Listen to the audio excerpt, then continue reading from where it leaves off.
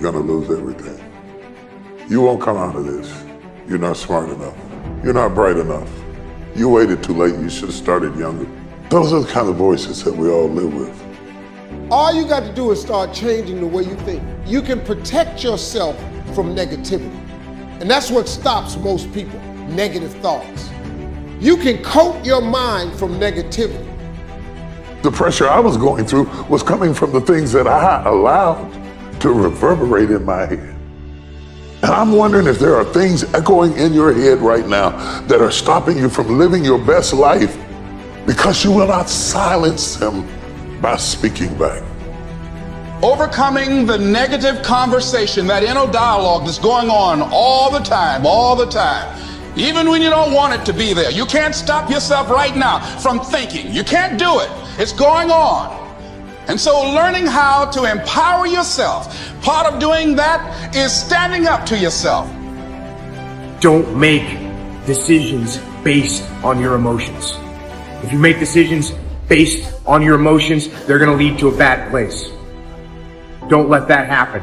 Instead, if you feel yourself getting emotional, take a step back, detach, look around, think about the long-term implications of the decisions that you're making, and make your decisions based on logic and based on reason.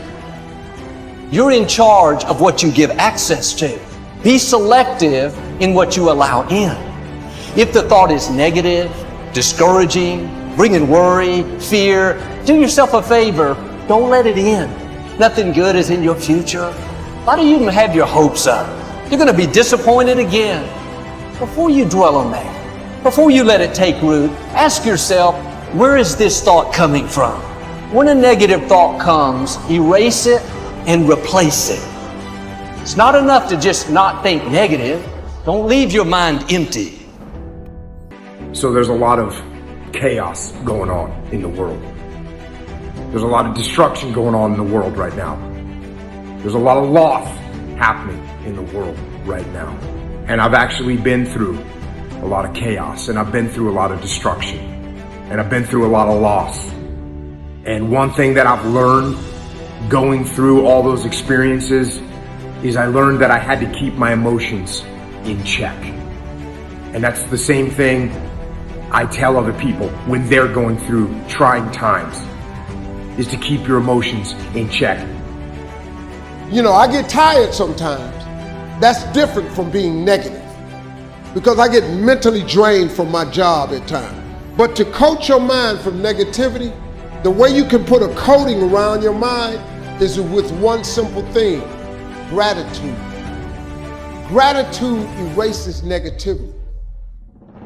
The fact that you can walk, that's a blessing. The fact that you woke up, that's another blessing. The fact that you can see, think, reason, that's another blessing. The fact that you can go somewhere and get yourself something to eat, that's another blessing. The fact that you have an opportunity to get it right is another blessing. The fact that you're beautiful, that's another blessing. The fact that you have any measure of health, that's another blessing. And I'm just talking to you, I don't even know you. I could give you 50 things you ought to be grateful for right now. I don't even know you. Start coating your mind with gratitude. It'll change everything for you. No matter how good of a person you are, or how much faith you have, you'll never get to the place where negative thoughts don't come.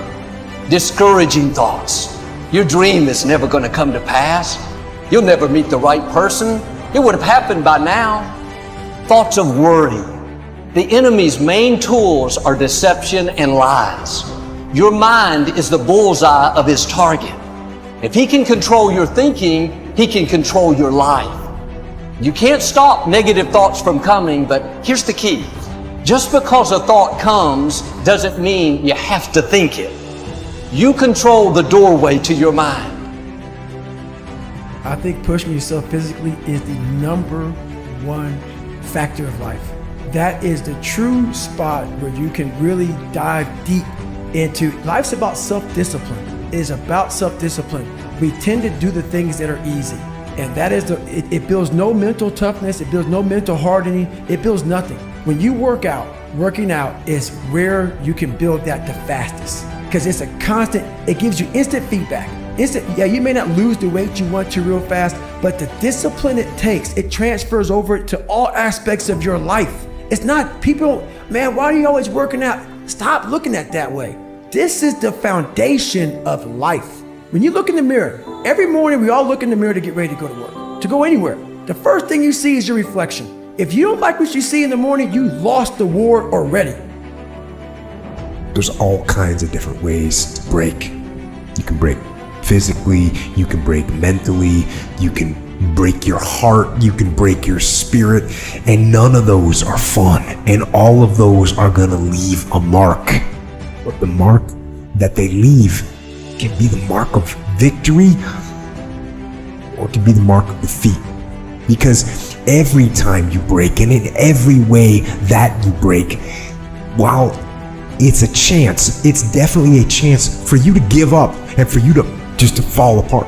But there's also opportunity. There's opportunity to get stronger, and get smarter, and get faster, and get tougher, and get more stable, and get more resilient, and get better.